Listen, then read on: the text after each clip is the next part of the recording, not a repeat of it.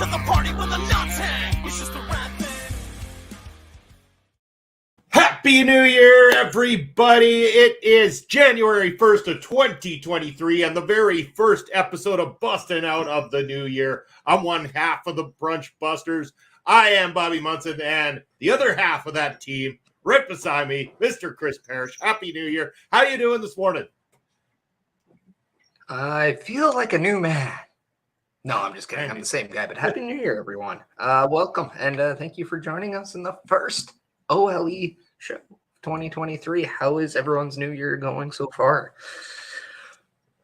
Well, I'm sure we're going to find out very, very soon as we got friends joining us in the chat here today. We've got, of course, Ed Fries, another contributor here on our local establishment. Ole, and Happy New Year to you too, Ed. And again, if you didn't get an opportunity to catch Ed amongst a great panel of individuals here for the year-end award show, a fantastic show that brought in some great views and a lot of new faces to our local establishment, a very successful program that took place on Friday. So congratulations to Ed and everybody involved. What a wonderful show that was there. So go check out the replay of that one anytime. And as you saw at the top of our show, of course, yes, RIP Don West. It's unfortunate that we lost a great person in the wrestling community here just recently. And of course, Basser69, Ryan, Happy New Year. How you doing, sir? Hope you had a great night last night and that you're not too hungover this morning.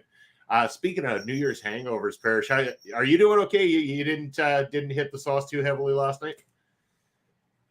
No, I actually didn't. It's kind of weird. I'm okay, people. I am okay. Just before you ask, yes, no, I am okay. It's busting out today. It's also football. Don't worry, I'll make up. But no, I didn't hit the sauce too much. I didn't get too wild last night. In fact, I kind of forgot about it, doing other things. So yeah, how about you? No, you know what? We made it past midnight, so had a good night in with the wife, and we did hit the sauce, but not heavily enough to keep me down because, again, I was up bright and early this morning, feeling good. Sun shining. Hey, it's a beautiful day in the neighborhood as we kick off 2023. Yeah, and it's a beautiful day on a podcast as well.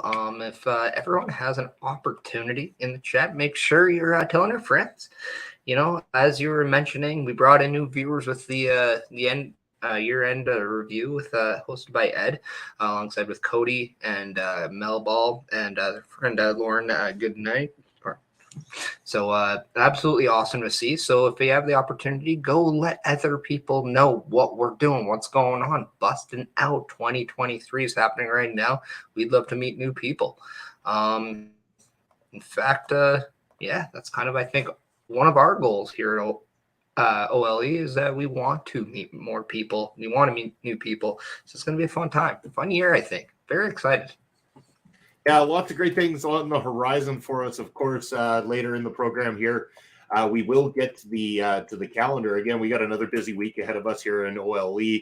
A lot of exciting things that are on the table as, again, we continue to bring in new faces, new shows, giving people a little bit of everything. Again, we're not just a typical wrestling, programming site here. We do have a lot of diversity. Again, with shows like Paramindful, we've got Marvel Talk, we've got all sorts of things that we're offering here. So again, if you have any great ideas for 2023, things that you'd like to see added to our local establishment, maybe you've got the next great show idea to bring to the table, reach out to any one of us, because again, we want to hear from you guys because it is our local establishment. And that means a collective of all of us. We want to get you guys in on the conversation and in on the shows. And again, see what we can do to add and take this thing to the next level here in 2023 with all of you on board. Yeah, but I think that's good enough. I think we get to the first thing we want to talk about because there actually is some stuff in the wrestling to talk about. And one of them, as you can see, it's actually the fact that WWE is thinking about making a new world title. In fact, rumors circulate that they actually are in talks to make and design a new world title as we know right now. So my question is, what do we want it to look like? Who's the first one to hold it? And are there other championships we hope are going to be redesigned as well? Now, when we're talking a new world title, again, I have not heard this news just yet, so I got to ask, are they talking about an amalgamated version of the championship belt? Like this is finally going to combine the two goofy looking W logo straps that Roman holds over his shoulders every week? Oh, be a beautiful gentleman. Beautiful. Andre, good morning and happy New Year, sir. Damn, beautiful. Whew. Feeling good. You really know how to make a guy blush. Is it getting hot here? Gotta take off this one. No, I'm just kidding. But no, I don't know if it's to replace the current Universal and WWE Championship or if it's to combine the two. I don't have that information. I don't know. All I know is that there's talks that they could be redesigning. So whether or not they're redesigning one to combine or potentially two, I don't know. I think that's kind of open for speculation, I guess. But I think I'm in the same way as probably you feel about hopefully that this just combines the two. Mm-hmm. And then worst case, you're using your IC or your US title on another show when that champion's not there and help prominently use that one as your highest men's championship. But I don't know. Like, I really don't know. I do like the fact that we're talking about a redesign because I get nerdy when it comes to that stuff. I'm curious. I hope there is. I kind of want them to change the U.S. title simply because I want the Eagle to be on the world title. But I don't know. It's also weird. But my thing is, I want to know who's the first one to hold it because I remember when CM Punk had that John Cena spinner one, and I remember the promo and he's like, because this thing has been far too ugly for far too long. And then he loses it to The Rock, and The Rock is the one that presents it. And I thought that was a missed opportunity to not have CM Punk be that, the voice of the change, but not my call. So if it was our call, who are we picking? Good choice. Ladies. Or a good, interesting question. But we have definitely gone down this path in terms of topics in 2022 because again, the redesign is something that got mentioned once the titles were coming together in the first place. And again, like yourself, I am hoping for this to be an amalgamated version. This is the undisputedly champion of their company, because we don't need a whole bunch of titles floating out there because I get sick of too many belts. I want to see a redesign that fits the person. And again, that if they are going to roll with Cody Rhodes as the champion, and again, I think that they should. I think that the story with Cody Rhodes definitely speaks to itself, and it's going to have that hero feel to it. I think that we need it to go the direction that he was talking, and not go back to the Gold Eagle title of the 1990s, but to come up with something new and fresh that has that same feel to it. A redesign of that championship that pays homage to that championship belt, but also speaks to a new generation and gives something completely different, something that people will definitely get behind. And I think that they need to not just assume that people are going to like it. They need to come up with some designs. And then what they need to do is take those and get some opinions, get some feedback from people within the industry. Like, is this the one? And just roll with it and see what comes out of it. A fatal one. Welcome. Fatal one. Thanks for joining us. Happy New Year. Also, Mel will join us as well, too. And Happy New Year to you as well. Glad to see so many delightful people, wonderful people in the chat with us today, Perish. Again, that's what makes first time Sunday chat, so Monday. Bringing the hype, by the way. So we appreciate that. Thank you so much. And Happy New Year to you, too. We're talking new world title potentially in WWE. A new design being rumored to be in the making. Very interested on my end. Like I said, I nerd out with stuff like this. I love it. I'm so traditional in that sense of a championship should be the perfect visual representation of the company. I thought the winged eagle, and even when you had the big round winged eagle, they were great world titles. I love that undisputed championship. I understand why people love the big gold, but to me, that never screamed WWE. That was always WCW and NWA to me. But yeah, no, going back to what you're saying, like I want to see something that's modern. I want to see something that's current, but I also want to see something that's cool. I want WWE to really change the game, so to speak, and be like, yeah, now this is what a world title looks like. Because I'm not going to lie, I'm WWE biased a little bit in terms of that's who my number one company is. That's who my favorite company is. That's who I watched as a kid. Not saying I don't like anything else. But also when I see WWE's world title belt look pretty not just your favorite, pretty weak. Yeah. But pretty weak in the sense of the way the title looks. And then I see AEW come out and put down a beautiful championship. All I'm thinking is WWE, step your game up. Yeah, it's time. I and mean, this again, is the first championship under the Triple H regime. So it'd be interesting. We're getting a little tired of the old logo look anyway. It's time to switch gears here in 2023, and hopefully the company is looking to doing that and pushing the envelope. And again, they can start and make a big statement right there with that championship belt. Again, we got comments flying in like crazy. This is a fun day Sunday. Happy New Year. I'm loving this. Personal preference. I do not like the fruit roll-up looking belts. I agree with Perish. AEW has great looking classic legit championship belts. And again, that's I believe where they need to get back to is just something that looks like a championship. You look across actual combat sports and stuff like that, whether it be MMA, boxing, anything of the sort, and those belts look like championship belts. They look like something that is made to be a sporting belt. And if they did that and sold off the idea that their championship matches mean something, then they could really get back to a bit of the sporting feel that should be felt, especially when you're putting forth a championship matchup.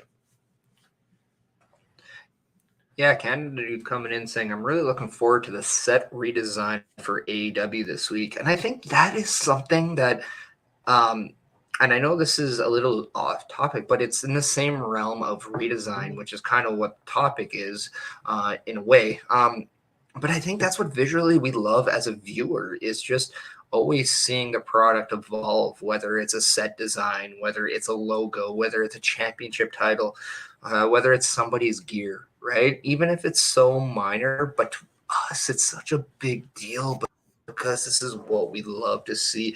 This is what we get so enamored by. Yeah, like it's going to be just cool. Presentation is huge. I'm still hoping Raw gets a makeover because it doesn't feel raw to me. But yeah, no, AEW definitely. They always seem to be a little bit more different, and they definitely go to what looks cool, and that's definitely a visual that is nice to see. The only problem with AEW is they just have too many titles. And I know WWE does too. Don't at me on that. I know they're aware of. But when we're going back to the classic look, one title that I was kind of about just because of the strap, because I am traditional. I do like the black strap. But that North American Championship in NXT has grown on me so much that I would love to see WWE kind of go to something along that way in terms of the way it looks. Like maybe not a circle. I find those circle plates are becoming too much of a thing right now. Stay away from that. Having that, like, I don't want to say Jeff Hardy Immortal look where you have that weird cut on the leather, but something unique that makes you. I think that's a big one. I mean, they tell us right away when we start training that it's important that you establish who you are and be a little different, stand out. I think your championship has to stand out. and I think that's something they have to do. But I agree with you that Cody Rhodes probably should be the first person to hold it. Although I wouldn't be upset if Roman Reigns was that guy too, because I mean, let's face it, the guy's held that he's been your champion for since the World War, so why not? Well, I mean, again, by the argument I was making too is that should be the first person who wins it. I guess I'm not opposed to the idea of it being given to Roman or Roman being presented with it leading into WrestleMania, because I mean, a new title design going into WrestleMania would look absolutely phenomenal. And then you can have Cody Rhodes be the guy that finally dethrones him, gets that belt, gets the opportunity to have all the beautiful pictures taken with the confetti and the fireworks going off, there in Hollywood, the new big star of WWE, Cody Rhodes, the first Rhodes to ever finally reach the top of WWE and get to that championship. I mean, that's the story they want, and it's the story that they can get, and the story that people are going to talk about. And that's what I think the company needs to do personally, and I think that they will do at the same time. Yeah, Andre, I thank you. I also need to clarify. It's not that I don't like the circle plates. I just find everyone is doing it. So I kind of like to do something different. Also, it's the design too. Like I looked on the 24/7 title, and then even on the Intercontinental, and then what a potential tag title league was. I don't expect people to know what I mean by the Aztec kind of logo or the graphics or design, but it looks like something I would see on those National Treasure movies. Like when they're looking for that hidden treasure and you're getting like the maize crop thing. What are those fields called again? Like the maize fields.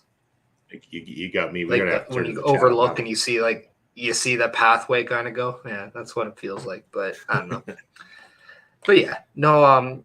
But also just to say, like any other championship, yeah, I think if you're changing the WWE and Universal title, you want to up the women's titles too. Just because they look exactly the same. So the tag titles for sure. I think that needs to be done. Yes, crop circle. But like, the maze. We're good for oh yeah, very, very. I didn't have my ketchup buttered bread today, so I'm not sophisticated enough with my words. And look, I disgusted Carl so bad last week that he didn't even come back for round 2. Even Papa Smokes was smart enough to avoid the invite. We got to give Carl a little bit of slack. He was working, keeping the streets safe where he lives. So I mean, let's cut him some slack a little bit. Hopefully, he didn't have a chip spooky.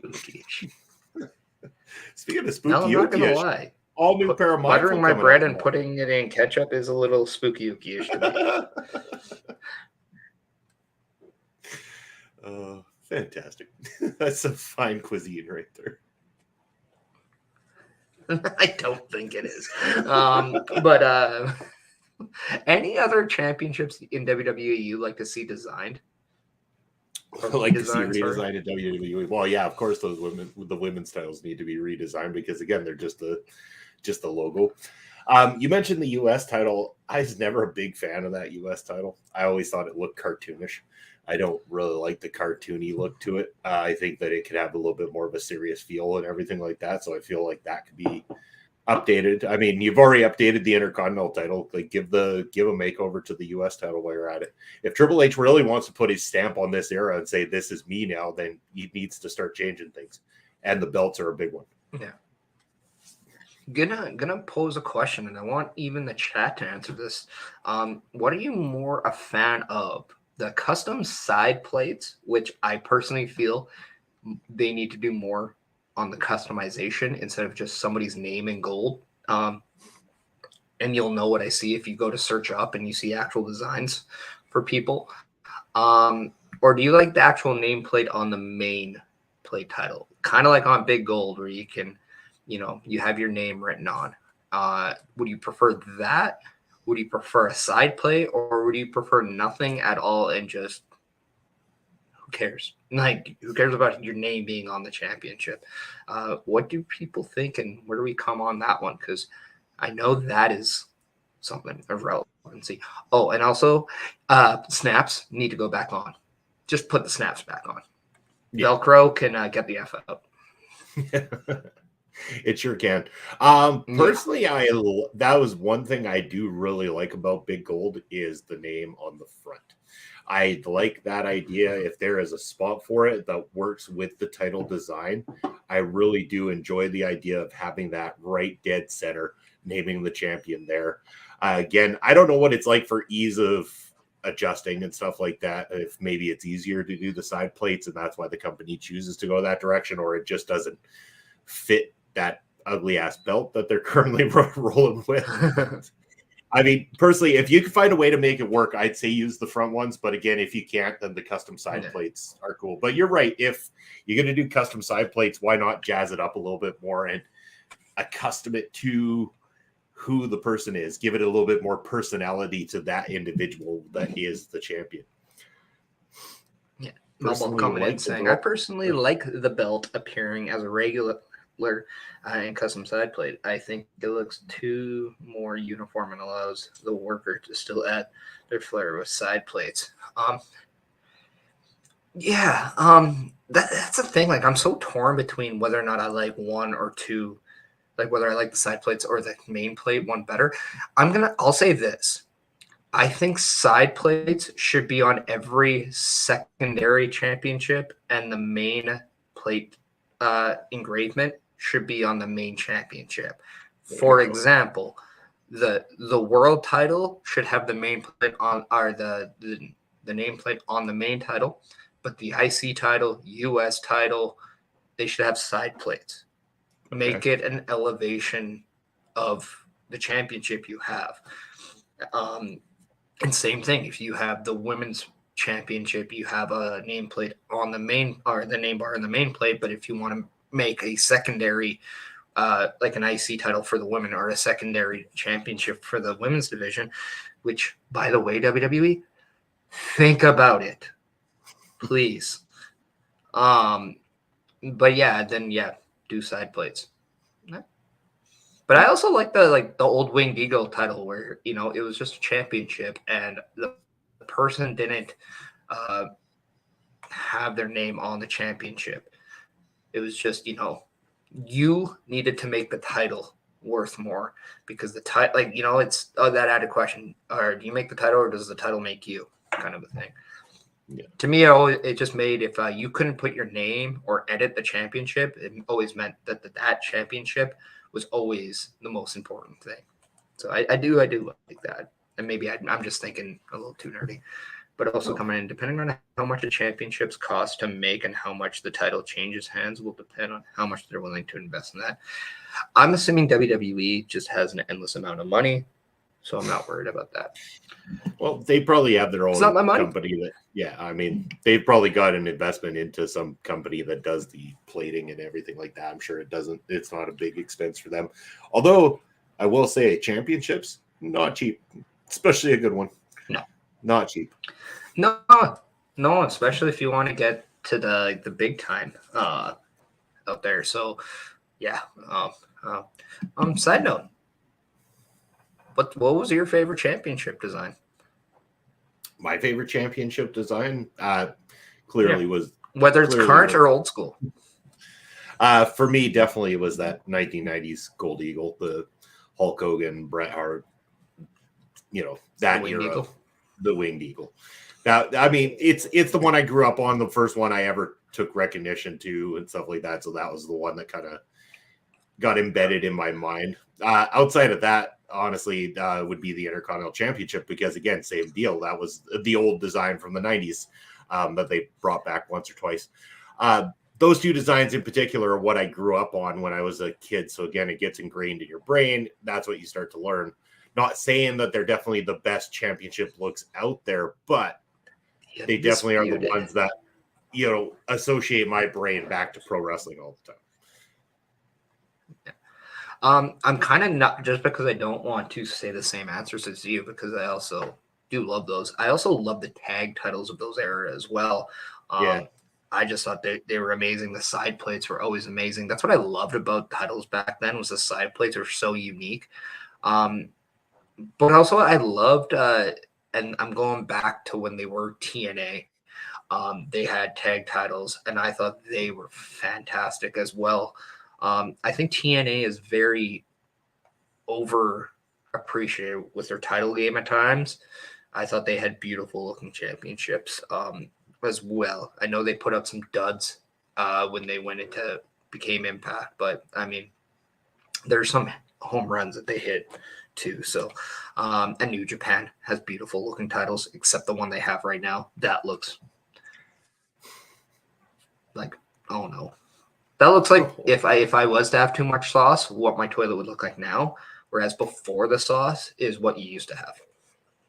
That's funny. No, I mean, in terms People of can belts have that were dropped in 2022, I got to give credit to MLW's featherweight division, the one that Taya Valkyrie currently is holding. That title was beautiful looking. It really stood out. They needed it to stand out, because if they're going to build that division, they not only needed a big name in terms of someone like a Taya Valkyrie, but they needed a beautiful championship as well too, and they nailed it with that featherweight belt. Have not seen those. If you can, please send them to me. I'd like to check them out.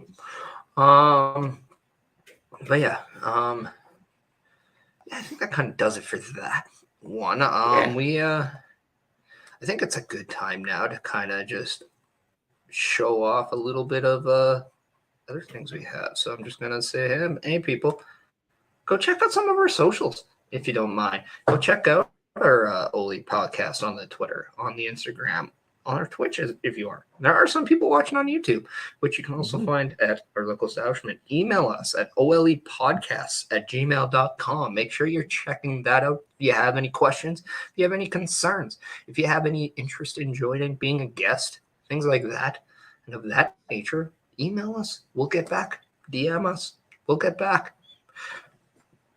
Like we said, we're always looking to meet new people and work with more people. And then again, I think it's very, very important that we say, go to rogueenergy.com. Use our code word OLEPod, save 10% of your order. They just got a new shaker. Ben Kurt one. Sign that barcode that Bobby is pointing to. Go check them right now. I'm going to tell you one thing. I started doing a little bit, because a lot of people kind of have a misconception about them being an energy product. It gives you more natural energy. It's not like a Monster energy drink. I'm shouting the name out for a reason. Sponsor us. Where they give you that added fix. No, it provides you more natural like energy. So it uses your body to like kind of, what's the right word?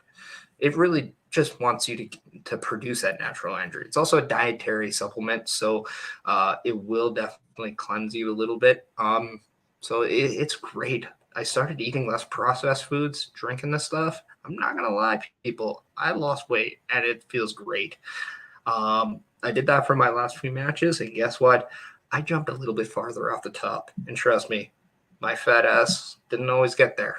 But it got there those matches, and I think Rogue Energy helped out. So go check them out. Use that promo code OLEPods. Save some money, because we know financial stress is not one you want. So save that 10%. And if you're stressing about potentially losing weight or getting healthier for 2023, you want to check out our local establishment on YouTube or here on Twitch. Myself and Melball did a show recently called Love Your Health, where we talk all about our health journey and everything like that, and also do our best to encourage all of you to do the same in 2023. Make sure to love your health and make sure to take care of yourself as we enter into this new year. Hey, Bobby, know who needs to start taking care of themselves a little bit? Who's that? It's AJ Styles. Ooh, oh no. AJ Styles broke his ankle at a house show just a few days ago, and reporting that he is going to be out the longest he's ever been out in pro wrestling, which means basing it off the last time when he was hurt against Edge and it was his shoulder, AJ Styles is out for the Royal Rumble match. Absolutely brutal news. I almost wanted to make this breaking news because of the irony. However, I didn't think that was appropriate. But yeah, I like the dark humor there. Yeah. I can't do that to AJ Styles. If it was anybody else, F them, but AJ Styles. You know what? If it was Dominic Mysterio, I would gladly have done it. And I actually kind of like what Dominic Mysterio is slowly becoming. But yeah, nonetheless, AJ Styles breaks his ankle out for the Royal Rumble. Very curious what this does for the OC moving forward. But I hope that they use this as a potential way to use Gallows and Anderson more into that tag team picture because, you know, you can start developing a little bit more tag team feuds now. But yeah, AJ Styles out for the Royal Rumble. What are your thoughts? Chat, let us know. What are your thoughts? Yeah, well, I mean, of course, this is a devastating blow in terms of having yourself a solid worker going into there. But again, you mentioned it before we went live, and we've talked about this many times, is that Triple H seems to have a potential plethora of talent at his fingertips for the Royal Rumble. And in the way that AJ Styles is currently being used, it's a minor blow currently, and it's definitely a big blow to AJ because, you know, it keeps him off TV longer than I'm sure he wants to be off TV. But let's take a look at the silver lining of this. What usually happens upon somebody returning from injury? You have an immediate pop. You have an immediate connection with the fan base and everything like that. If AJ Styles is out for, you know, a small period of time or longer than he's been out before, he comes back better than ever, ready to go, to a massive pop, and could be inserted back into the main card picture, which is something that has eluded him the last couple of years of his career. He's been doing great work with putting other people over and stuff like that and putting on quality matchups that at any point in time and an opportunity like this presents itself, bring him back, insert him back into that picture.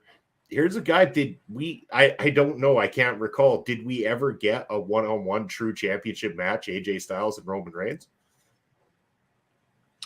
Well, we have. That's kind of like at the beginning of like kind of a while ago, like years ago we had it.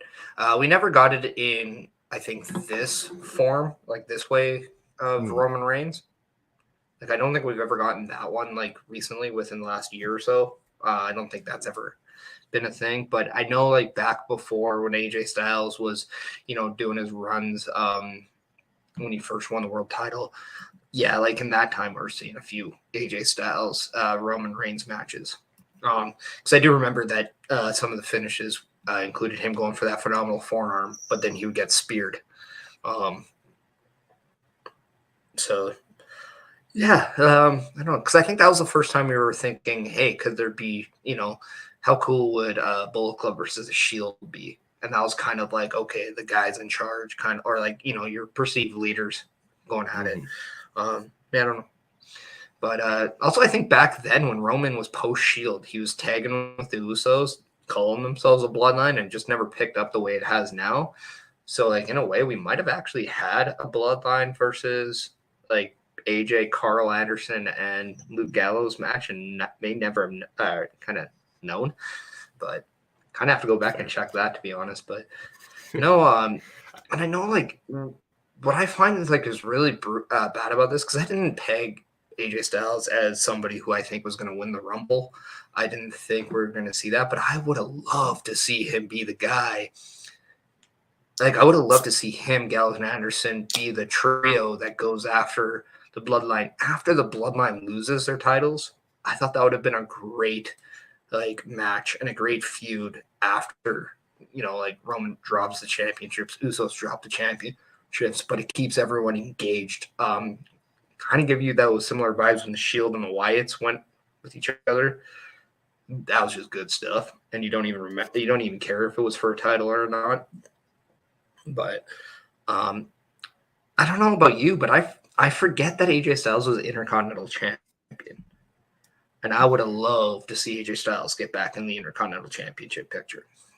Yeah, certainly. And again, like, I mean, he's working over on Raw right now, I believe. But again, you could at any point in time either switch Gunther or switch AJ the other direction and have that kind of feud. I mean, AJ and Gunther working together, who doesn't want to see that? Because again, AJ is only going to help propel Gunther to another level. And likewise, Gunther brings that kind of intensity and that kind of level to a match as well, too. And I think that those two guys would work brilliantly together. And that, given the opportunity, once AJ is back and well, imagine, especially at that time, imagine Gunther could be on a whole different level at that time. I mean, we could be talking about a future world champion in Gunther by the time AJ is back and ready to go into that picture.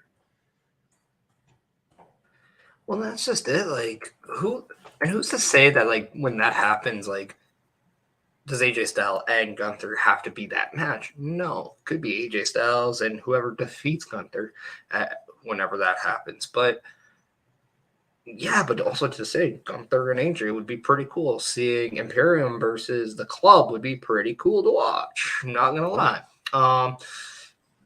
So, and then it would have been nice because, like, how funny would it be if, like, Mia Yim's still there and then Imperium has a Mia Yim problem? And, like, it's kind of a thing then. And then that's how Imperium brings, like, say, a female to their group. I'm not going to point at your fingers, but Ginny would be perfect. But, yeah. You're gunning for that one hard. I know you have been. I'm gunthering for that one hard, yeah. You're gunthering for that. I just think it makes sense. Yeah. I just think it makes sense to add a female to Imperium. Why not? Like, you can't tell me there's not one female in wrestling, in WWE, that doesn't fit that mold. Like, having someone who's so traditional in there and just like, and like we talk about how, like when we talk about like pureness, like Molly Holly was like that at some point, but she was too innocent pure for Imperium. You need somebody like maybe Ivory would have been a perfect fit for this, right? Like when she was in Right to Censor, like just translate that into Imperium, I think would have been a natural progression. Shout out Astrid. But yeah, no, I don't know. That's what I just think. But like staying on point to AJ Styles, it's such a brutal thing to happen to the kind of that mid card right now, because the mid card was really shaping up to be pretty solid on both shows. And AJ Styles and the Club were a huge part of that. So, really now a time for somebody to step up because, as you said, when you have a deep roster, that's unfortunate, but it's always a blessing in disguise because, that brings out an opportunity that maybe a Mustafa Ali, maybe if he comes back, Riddle, Ricochet, Riddick Moss, anybody could just be, okay, cool. Thank you. Yeah. And plus, who knows where we're going to go leading into WrestleMania 2. We could see call-ups before then. We might see returns before then. We might see unveilings before then, even for that matter. So we don't know who's going to be in what picture.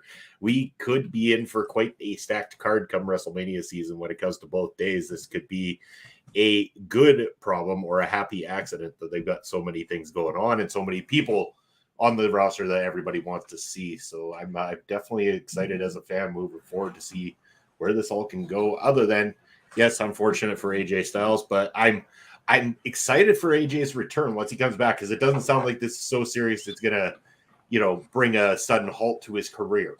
So we're gonna see AJ come back at some point in time, probably better than ever, and get the pop he receives and possibly go on that solo run that he hasn't been able to do for quite some time. Yeah, I do believe that he should be okay. Like it's a broken ankle, and broken ankles take about maybe 8 weeks max. If it depends on the severity. I guess. We're looking at two months, so he should be back by March-ish, if you really want to be technical.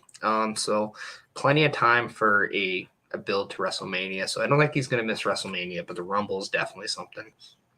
Or if he does, he's the Monday after WrestleMania return. Yeah, I just don't think that they'll take him out of WrestleMania, because if WrestleMania is in April and he should be back by, say, March, like early March. Like, I don't know. How can you not have AJ Styles at WrestleMania? I mean, again, of course you want to have him. That wouldn't be so phenomenal. But yeah, getting away from the puns. Yeah, so absolutely, like just heartbreaking news. But yeah, hopefully he'll be back. He did say that he will be fine, so that's at least good news. But before we get into that, I'm just gonna play a quick little video for Rogue Energy, as you will, because you know we got a few of them. So checking out the flavors, as you will, of Rogue Energy, in case you're just like, you know what, you guys made me think about ordering, but what do I get? Just wait for me.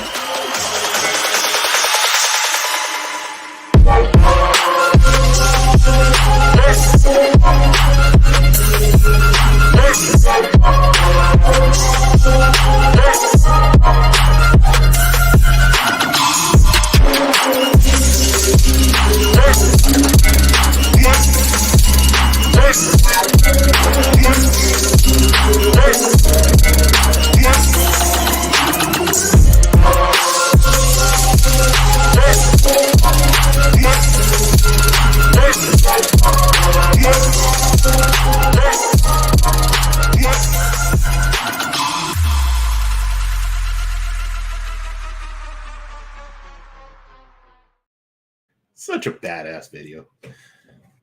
Yeah, so good that Melball, I want that video. Melball, it's in the StreamYard, in your banner, in your brand. So you should have it. Don't you worry. You can play it as many times as you want while live streaming your reactions to Wrestle Kingdom coming up. Ooh, there we go. Expanding your horizons. Expansion. And look at me, just I get those. I love getting those plugs in. I love throwing in the plugs everywhere. Speaking of expansion, Legado del Fantasma talking about expansion, dropping the subtle hint. So subtle, Santos Escobar flat out said, "Expect expansion in 2023." Yeah. Who are we thinking could be the expansion? But yeah, comments coming in. We're going to need that Rogue that night. Oh, you damn right you will. Dragon Lee. Man. Yeah, that's exactly what I was thinking right off the bat. But here's something that I'm going to point out, or theory, right? Not Austin, but another theory. Not an Austin theory. They flat out said Dragon Lee's going to NXT. What if we're seeing a return of Andrade? Yeah. I mean, you mentioned it before we went live, and of course, there is that strong possibility. Again, you can imagine with the problems that he's had over on the AEW side, and probably his desire to return, feeling like he was properly used when Triple H was in charge. Not only that, but his wife Charlotte now back in return, and I'm sure we're going to talk about that right away too. But again, that would be a massive name for that group. Again, you mentioned the ties with Zelina Vega as well too, so I mean, it all lends itself to good storytelling while bringing in a name to the group. And again, somebody who I think flourished way more under the Triple H regime than he did in any other place so far. Yeah, and Mel's coming in saying, I'd rather see Dragon Lee feud with Legado. I'm not going to lie. I kind of want to see an LWO. I'm not going to lie. I feel if there's one time to do LWO and it would make sense, you can actually do it here. Imagine if you saw like Ray and Dragon Lee team up to go up against LDF, which by the way, Ray is on SmackDown, so it can happen. You're also, a potential of like, hey, there's, Lucha House Party. See if they're available and wanting to come back. Maybe there's other contracts. You leave Lucha House Party alone. We got Lindsay. We got Lindsay doing good work in MLW. Just leave it alone. Stop taking all the MLW people. Get tired of it. Hey, he was fed first. All right. Melball coming in saying Andrade's, Dragon Lee, and Charlotte could be the entrance of Los Angeles to WWE. I mean, hey, we're talking about a lot of potential. I mean, and I didn't even add. Actually, you know what? I'll save that. I'll save this because we got to get the graphic up at some point. Actually, you know what? You're going to do it. You're going to do We'll it. just do it because it's so fitting.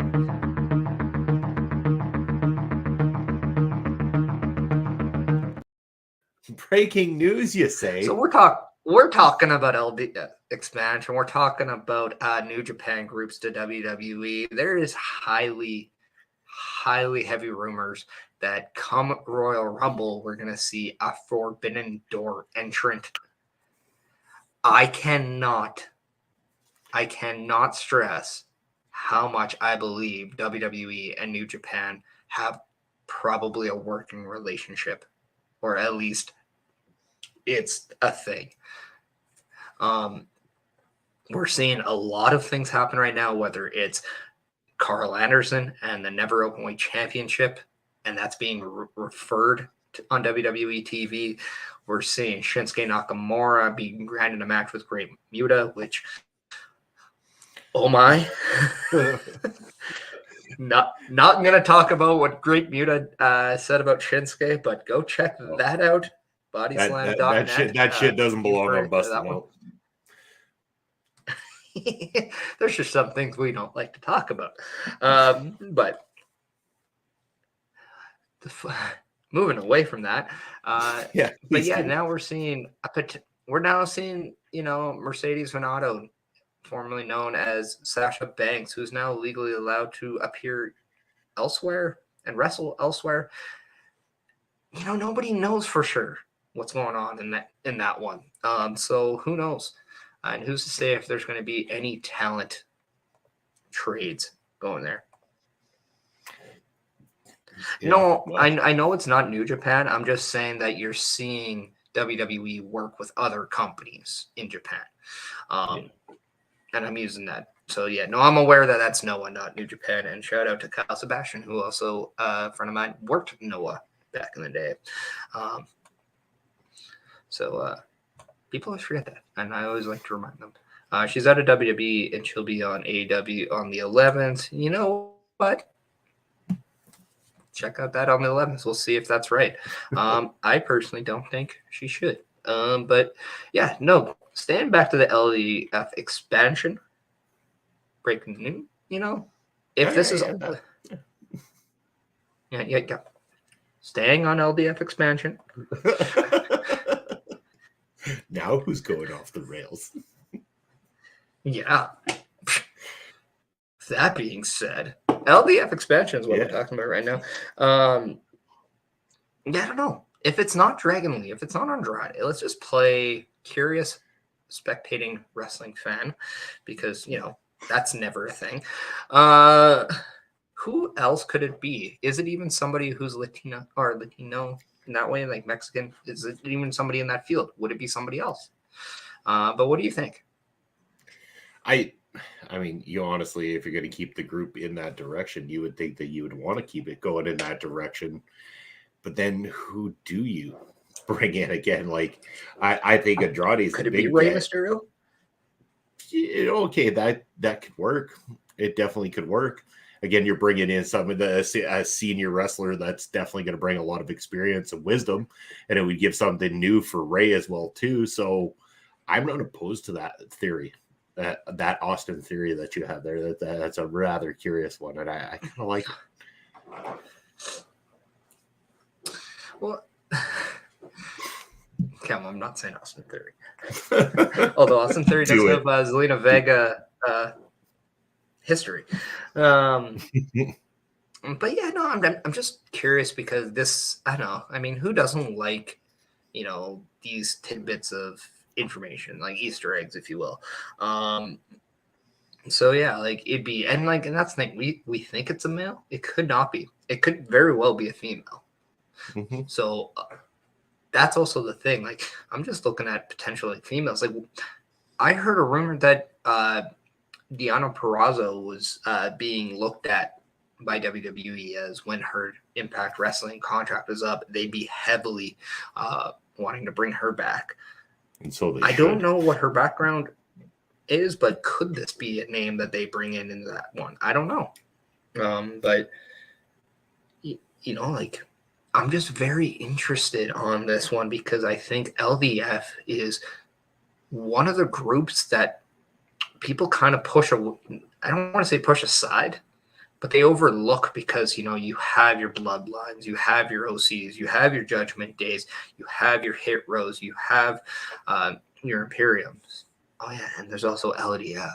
But I think LDF is one of the better ones. Oh, and Brawling Brutes as well. Like, there's a lot of groups in WWE right now, but LDF is one. Like, it's one to me that I just think if you sleep on them, you're making a big mistake. I think Santos Escobar is a future world champion. I think Zelina Vega is one of the best valet / mics in the business right now. I think when she's in that manager role, she's almost untouchable. And I do think Joaquin Wilde, I think the world of him as a performer. So it's, to me, I just think it's absolutely silly to sleep on LDF. They are, I think, finally growing into the mold of what they are. But right now, like, it's just, when they say the world's your oyster, I hate that because I think it's such a stupid saying, but it's so true. That as long as there's a commitment to these guys, they're going to absolutely flourish. And I do think if you bring in a name like an Andrade, one, people are going to care about it because he's a proven entity in that company. But I also believe that's exactly what it needs to bring it over the top. No, I was just thinking for a moment there too, if they wanted to go outside of the company and bring in somebody new, and I'm not talking about somebody who has graced their presences before or anything like that, you could bring in somebody like Holodead. Now, Holodead has got the size, the strength, the look, everything that she needs to start getting over. And again, given somebody like Zelina in her corner being introduced to the WWE audience, I think that she would fit the mold great. She could be that devastating factor for the women's division and stuff like that. Somebody that could go on the heel side of things. She's got great in-ring experience. She knows how to handle her work. I think that she'd be a great fit and a great addition to the WWE should they choose to take a look at someone like Holodead. Yeah, and that'd actually be a really cool dynamic, having a female superstar with a female mouthpiece. That doesn't happen very much, especially in WWE. I think that'd be a very welcoming addition, because when you go down the list of female superstars or wrestlers in WWE right now, there isn't one with a female manager. Like, if anything, you may see a male manager, but you don't really see a female one. Well, so, I mean, I would have a lot of time for that. Well, unless you start to just look at, geez, I'm having a brain fart now, but Rhonda's partner in crime there is her manager, but Shayna Baszler? Yeah, I mean. Yeah, but really, I don't see that as a manager role. I think now that now that Ronda lost the SmackDown Championship on SmackDown to Charlotte Flair, who has returned. New theme song. Don't know if I like it, by the way. Way too much of her dad's beginning in that one, which, come on, man. Like, can we not start establishing second and third generational superstars as their own people? Cody Rhodes, prime example. He doesn't have to be just like Daddy. Pretty sure Goldust did the same thing. They're doing all right. Rant, sorry. But yeah. So I don't know, very, very interesting to see, because I think the last time we saw a manager for women was probably when Paige wasn't allowed to compete or cleared, and she was mouthpiece for the Kabuki Warriors, Kairi Sane and Asuka, or even in Absolution for Sonya and Mandy. I think that might have been the last time we saw it. And with good reason, because Vince didn't know how to utilize it. That's the problem. So I think I trust a little bit more with that kind of concept, and I think that it could work if done properly. Yeah, he had a lot of other issues, and let alone this one. I don't think I don't think I fault him with the using of maybe not wanting to medically clear some people, just because it's safety, right? I mean, you can't hate the company for being so on one side about making sure that they don't injure themselves again. The WWE can be very demanding of a schedule, so I can understand why they're so extreme on the whole. No, we're not going to medically clear you because of the history, whatnot. We just want you to be okay. Yeah, I don't hate him for that. I hate him for other things though. Lots of things. Yeah, there's plenty of other things too I dislike him about. That I don't know if it's really one. But yeah. So yeah, before we kind of go into, I want to say maybe our final topic. I'm not sure, but yeah, anything else you want to kind of plug? Maybe this might be a good time for what's going on. Yeah, well, again, it should be a good time to play you guys what we call our weekly calendar, because we got a lot of kick-ass shows coming at you this week on our local establishment. We got a lot of great contributors bringing you a lot of great things throughout the week, and we're going to play you a quick 1-minute video to show you what's coming up this week from OLE Podcast. Stay tuned.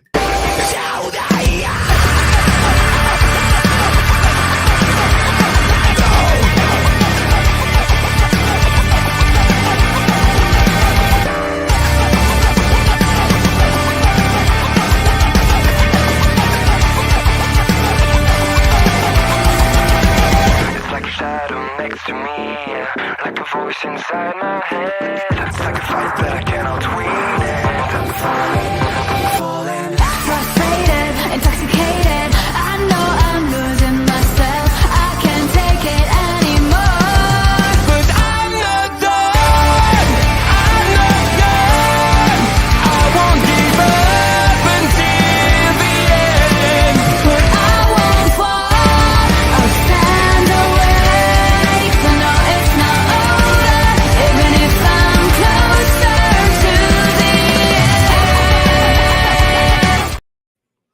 Yeah, so that is the list of shows that we have coming up this week from our local establishment. But again, you can always check out YouTube and other various things from all of our contributors. Make sure to follow, like, subscribe, do all those kind of things that help us out here and help us be able to bring you brand new material and grow the channels as well too. And we want to thank each and every one of you that did support our local establishment over the last few months as we kickstarted it at the tail end of 2022, and I'd say very successfully as well too. So thanks to a lot of the people here, like everybody behind the scenes at our local establishment or on screen at our local establishment, who continue to push forward and give up countless amounts of hours to make all these things possible. And also every single one of you that have ever hopped in a chatted with us, given us a follow, a like, a subscribe, or even rated one of our shows as well too. This means the world to us, and we can't do it without each and every one of you. So a big thank you from everyone here at our local establishment for everything you guys do. I believe that you are muted, Mr. Perish. You're right. There we go. I had a burp earlier, so I didn't want to get that on screen. That is fair. And of course, Happy New Year to you, Barry Monkey 99. I still love that name. Just anything with monkeys is just funny. But yeah, no, to echo to what you're saying, it's been absolutely just a whirlwind of emotions. When obviously a lot of people understand that a lot of us here at OLE were from another platform. So just being able to establish our own name, establish our own channel like this, and getting the positive support from everyone, we cannot appreciate and say thank you enough, because we know how much this would not work without it. So we are very humbled, thankful, and appreciative of everything you do. Like you said, like, subscribe, follow, raid, share, all that good stuff. It's absolutely amazing. Even if you're using just OLE pods on Rogue Energy, just, those little things go such a long way, and we appreciate that. But yeah, we're not going to look in the past. We're going to look to the future. 2023, our first full year, start to finish. Let's see what we can do. So it's going to be fun. So I'm definitely looking forward to it. Ready to bust out into the future. And speaking of sure busting out, brings us to the final topic. Who will bust out in 2023 and become the next face of pro wrestling? And this is open-ended, not necessarily WWE, not just AEW, but all. Hello, Astrid. Busting see, perfect in timing. just to say hello. Yeah. Perfect time. You say who's going to be in the next face of pro wrestling, and you bring Ashford up in the chat there. So, like, right there, I mean, enough said. Topic over. We're good. I know.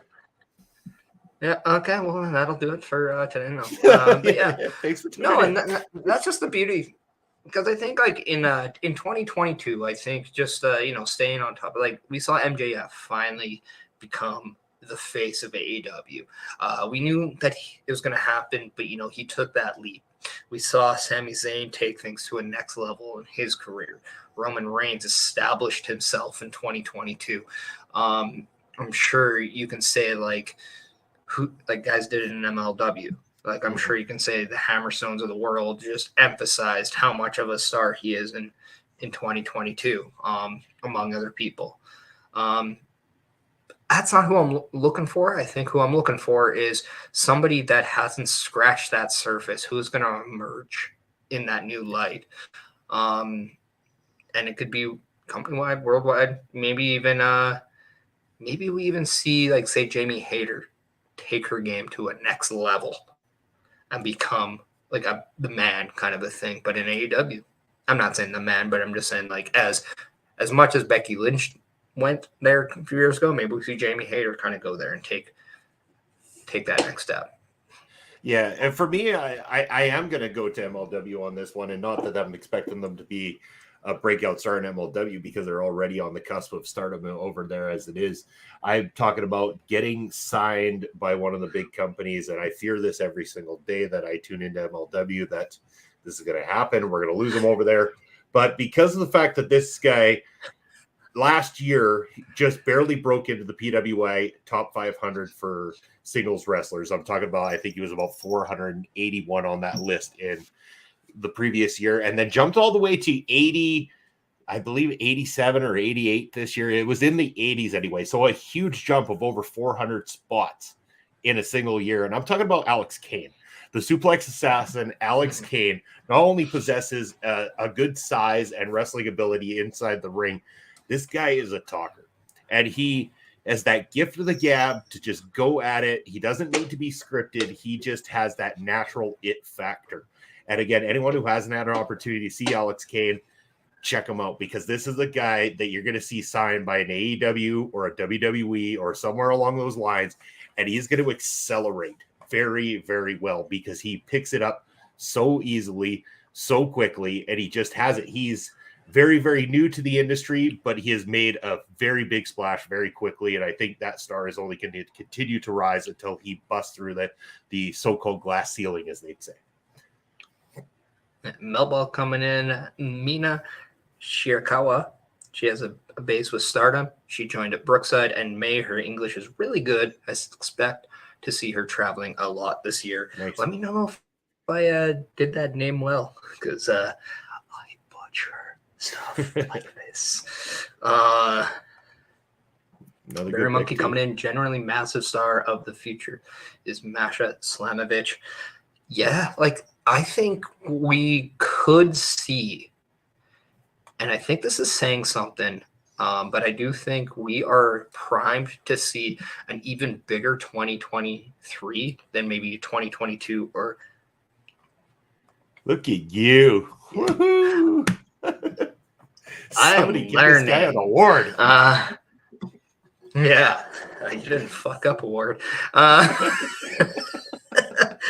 But no, I think 2023, more so than any other year, we might see more growth out of the women's division, and we might see more actual stars in the women's division now. I'm gonna go back to when we saw the Alondra Blazes, the Trish Stratuses, that time frame, Lita's, Ivory's, awesome Kongs. Like there's that time in like I want to say between 96 and 2006 where we saw probably the most amount of like big time names in women's wrestling. And I know I'm not hitting them all. I'm talking about just the ones that I know and watch myself. But I think we're going to surpass that in 2023. I think we're going to see a lot of females. I think Jordan Grace is going to be right there. I think we're going to see a resurgence from Britt Baker as well. But we're going to see, as in the Masha Slamoviches, whether it's Jamie Haters, say whoever you want. But like, there's going to be more stars coming out of the women's division and women wrestling than I think in the men's. And I think that's going to be very true. I think we're going to see a lot of, I don't want to say status quo, but that's probably the best thing to say with the men's. I think we might see a few, but I think we're going to see a lot more out of the women's. Well, and are people still sleeping on Simone Johnson? Because I thought she was starting to stand out like a, like a sore thumb. And again, Camille, I mean, any day of the week for sure. But like again, Simone Johnson, from what I understand, is you're talking really about Ava Rain, right? Yes, I am talking about Ava Rain. Sorry, I couldn't remember. Alba Fires, Ava Rains. I can't keep up with it, but I mean, obviously, Dwayne Johnson's daughter. Like talk about boots to have to try to walk in, and I'm glad that she's not just trying to step into Dad's boots. She's going the NXT route. She's learning from the ground up. She's getting that training in. She's getting out there with a name that doesn't reflect on who her father is. I think it's going to be fantastic for her, and I'm excited to see where it goes. Yeah, it's well, she doesn't want to start from rock bottom. Good call. Yeah, nice play. Yeah, but at the same time, no, I think what she's doing is great. She hasn't really wrestled much. She's been more of that supporting role right now in Schism. I don't think it's fair to expect this insane climb from her because what she's doing is week by week growth, which I think is the right way for her, just to become a little bit more natural, a little bit more comfortable in this in line of work, I think. So I like that. I like the slow burn with her. It's the same with Dominic Mysterio. I don't think there needs to be huge progressions. If there are, that's great, as long as there's not huge regressions to follow. And I think that's the important thing. I'm definitely on the long haul with Ava Rain, Simone Johnson. I do think, maybe we're talking about her in the 2025 as somebody in this category. I don't think it's right now. I do think there's a plethora of women that are more ready for that role than her right now. But I do expect her to be there at some point. And I do think, it's in our genes, man. When you're a Samoan, first of all, you know how to work, because there's not a bad Samoan worker out there. That's just impossible. Two, that family alone, I'm just going to say the immediate family, first ever, fourth generation. It's also a lot of pressure, by the way. Also, yeah, The Rock's daughter, sure. But I mean, we just saw Ric Flair's daughter become a 14-time women's champion. So I think if you have somebody like that in your company willing to, pick the brain of, I think you might be okay when it comes to understanding the pressure. Plus, I don't think she's getting the backlash of being The Rock's daughter like Charlotte did. Plus, it's not like her dad gets as much trouble as Charlotte's dad did, so I think she's gonna be okay. But yeah, no, personally, I just don't think she's at that point yet. I just like to see her become Ava Rain, and I think she's learning that right now. And I Joe Gacy is doing such a great job helping her.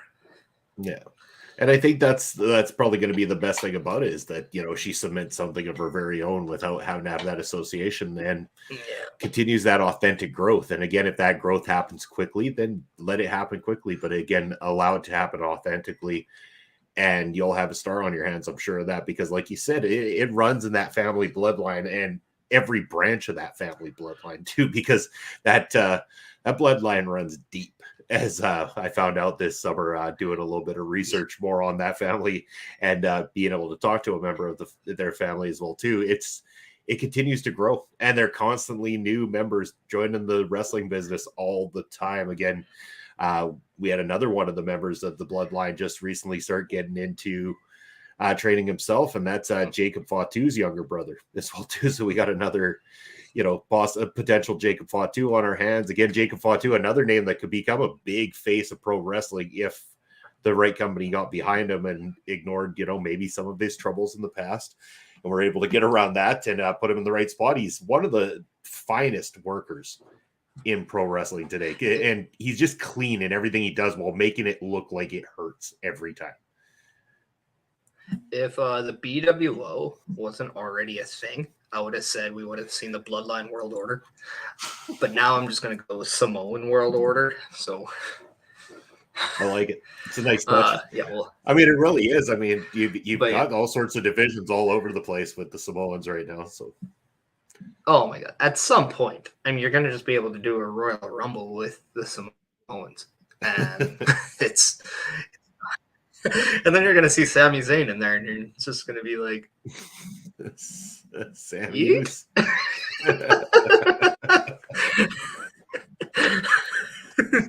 And he's going to do that little hand thing with one of the Usos, and then he's just going to get thrown out, and it's going to be hilarious.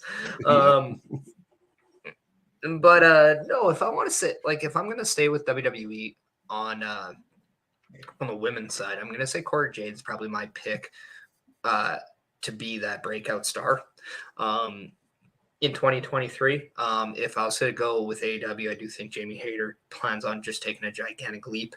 Although that women's division is interesting because I do believe there's multiple that can make there. If I'm staying with Impact, I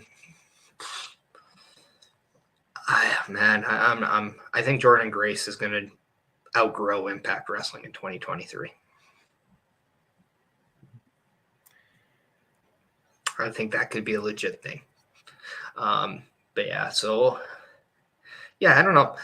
Who, in terms of women, who would be your pick for the breakout star of 2023? Who's gonna be the chick that busts out the most? That doesn't sound good, but definitely not a family show anymore. But again, depending on where she shows up and the capacity that she's used in, for me, Deonna Purrazzo. This is a talent who has continued to not only get better year after year, but she showed in 2022 how great she could be working across multiple platforms there with different women.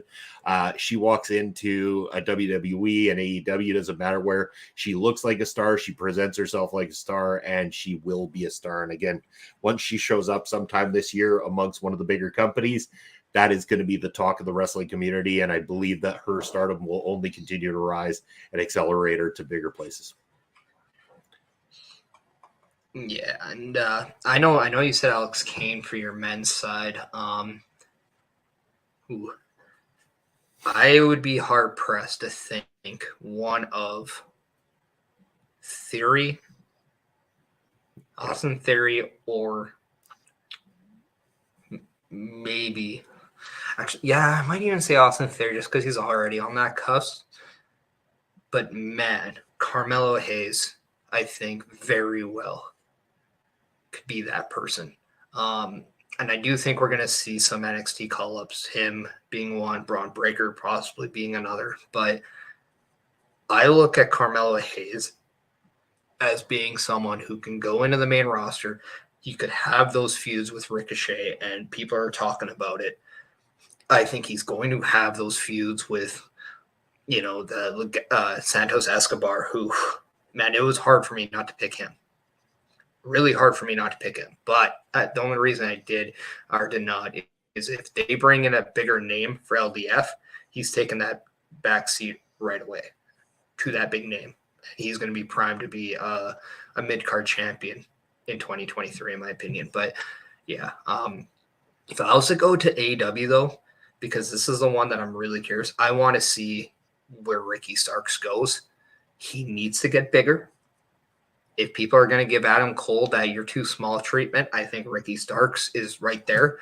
But I think Ricky Starks has a personality, and I think he has the charisma to be very big.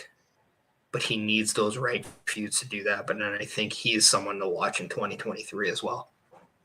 Yeah, I couldn't agree with you more. I mean, he's been a standout at the tail end of the year here and everything like that. Depending on how he's treated, will really depend on how that star continues to rise. But I do hope the best for him. Again, Pop Smokes and I were talking a little bit about him on Thursday night as well too. Haven't seen his work prior to him getting signed over in AEW. Much like MGF, we saw an authentic rise for the two of them, and those are the type of the guys that AEW needs to ride with and needs to accelerate to the top in order to continue to bolster their roster, especially with, new faces and new names in the industry. Yeah. Barry Monkey coming in and saying, just looking at the small rugby players, some of them make Reigns look small. They do. I bet they do.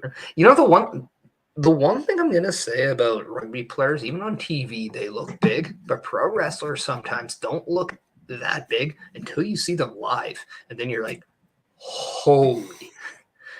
I remember going back, I knew Lashley was big, but when I got to see him fight MMA for the first time, because he did that in Edmonton, and I literally stood like right beside him as he was making his way down, because we had like pretty good seats. You just like look up and you're just like, holy. And you're just mouthing that because you don't realize that this guy's muscles are like as big as your face. And you're just like, how is that natural? That can't be natural.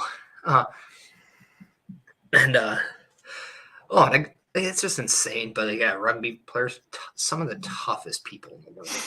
Yeah. Do not mess with a rugby team. Just don't.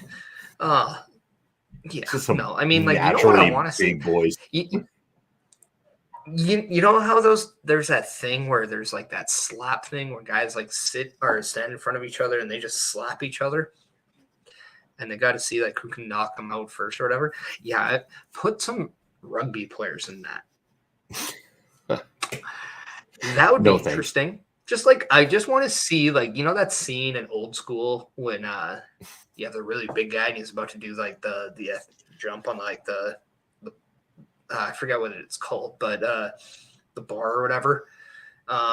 And they're like, oh yeah, Abdul's there to spot you, and they found like the smallest kid and he's just waving, and you're just like, this is not going to end well.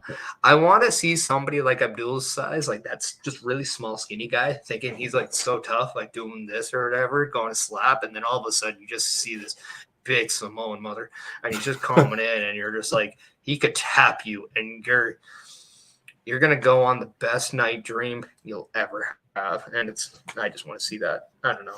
I want to see that pop up on my shorts videos on Instagram. That'd be terrific. And I could see somebody like a Jacob Fatu doing that as well too. Because I mean, while Fatu might want to be one of the cleanest workers in the industry, I believe he's one of the most street tough people in the industry as well too, because he had a rough upbringing. And if he was granted an opportunity to slap some smug kid's face like that, I'm sure he wouldn't hesitate at the opportunity to be the guy to do it. And I could just picture it happening. And I personally wouldn't want to be on the receiving end of one of those slaps from that guy.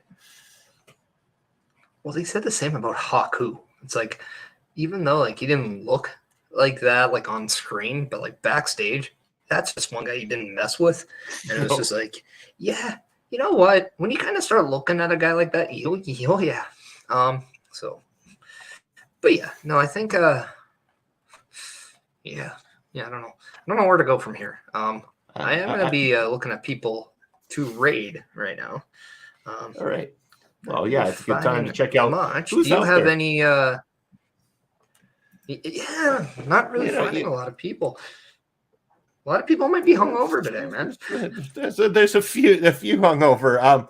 You know what? Let's. You know what? I'm gonna send you right in the private chat so that you can maybe add this one to the OLE version. This is somebody who I've gone and supported, and I believe that would do the same for us. So I'm just going to send you that link right there in the private chat, Perish. I believe that we should give this guy a raid and give him a warm welcome from all of us here at OLE as well, too.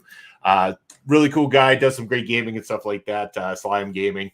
So go give him a good OLE welcome. And again, hopefully Perish will get that geared up as we're, coming to an end of our show ready here today. Anyway, we're ready to go. Okay, of course.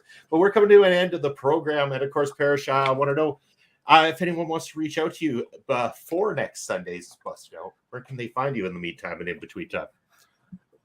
Well, anything involving our local establishment content, make sure you're checking in ole@gmail.com. That is the email you want. But if you want to personally get a hold of me, find out, what I have going on, then you want to make sure you're going to these socials. You're going on my Twitter at Chris Perish, Instagram at Chris Perish, my Twitch at the Chris Perish, YouTube at youtube.com/@the Chris Perish, or just Chris Perish, sorry.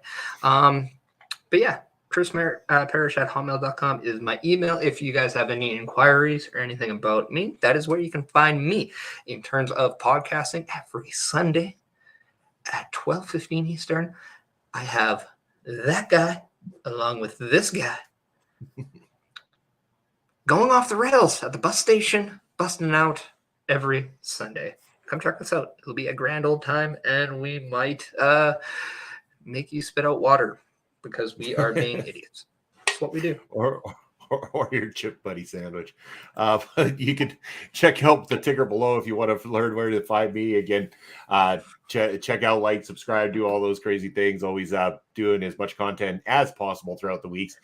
This week, of course, as you saw on the calendar, you're going to be able to join myself and Carl Carafel for another episode of Beats and Beatdowns on Wednesday. And again, we return to more MLW action on Thursday night. So myself and Papa Smokes, we're going to be back with Fusion this coming Thursday night. And again, the big championship matchup between the Judge, EJ and Duca, and Alexander Hammerstone taking place, as well as Willie Mack coming back to MLW. He's going to be taking on Jacob Fatu. So we're looking forward to talking about that. And then, as always, next Sunday for another episode of Busting Out. Again, this show, it's such a fun show because we do have topics, but we can have fun. We can chill out. We don't have to. There's no restrictions here. It's a chill time. Love it. Yeah, and when you kind of think about it, this is the 2023 now. This is the first time where we're entering a year and we don't have anything COVID related. There's no restrictions of any sort. 2022, you had it. 2021, you had it. 2020, you had it. Since 2019, this is the first time year started where there's nothing about that. So here's to a less restricted world that we live in. So less restricted that we're now going to go and raid Slime One Gaming in about 8 seconds time. So we just want to say thank you to everyone who came in and supported us. Make sure you're showing Slime Gaming the OLE way. Love and support, that good stuff. Enjoy this channel. And for all who are... don't worry. Any of us watching on YouTube, we are going to close the show like normal. So again, thank you so much for spending your time joining us today. We appreciate it. And we will see you next week with a busting. And You can feel the recognition running out of breath. If you're ready to rock, we'll just let it fall. Are you ready now? Are you ready to move? Let's just move.